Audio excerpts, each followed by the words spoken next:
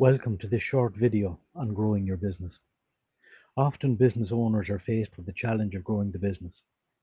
An easy way of doing that would be to raise your prices. That's a very simple way, but it's not always possible. If we want to think more strategically about growing the business, we're going to look at what we call the growth model. This looks at 4 different ways of growing the business, and to understand those ways, we consider products and we also consider customers. On the chart in front of you, you've got a diagram with the vertical axis for products, new and existing products, and the horizontal axis for customers, distinguishing between new and existing customers. Option 1 is to sell more products to the existing customers. We refer to this as market penetration, and we're basically asking how to take market share from our competition. Option 2 is to sell existing products to new customers. We refer to this one as market expansion. And when doing that, you need to consider how you can sell to new markets. Option 3 is product expansion. Here we're looking to sell new products to existing customers. A classic example of this happens in McDonald's, where the shop assistant will ask you, do you want fries with that, or do you want to make a meal from that? Also in clothing stores, for example, if I go in to buy a suit, the assistant may also want to know, do I need shoes, do I need a tie, a shirt, a belt? So the assistant will be trying to sell accessories, new products to existing customers. The fourth option is to sell new products to new customers, and we call that diversification. This is a more difficult option.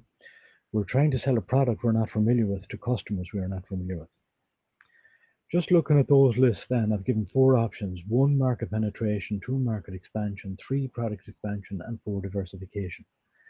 It gets more difficult as we move from 1 to 4, and if you're doing this for the first time, it's often easier just to go with either 1 or 2. So for each of those options, what I suggest you do is to brainstorm a list of initiatives you can take for each option. Combine those lists up into one big list and then rank those lists. I usually evaluate them on the basis of the value of the sales, and on one hand, and the ease of implementation or the amount of effort required on the other hand, and I come up with an overall ranking that combines the two.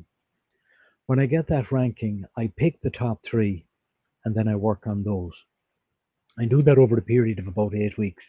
I allow about 8 weeks. Once that top 3 are done, I go back, I pick the next 3 from my list, and then I start all over again. I can keep doing that until my list is exhausted, or else I can go back and revise the list. Maybe the list needs to be changed.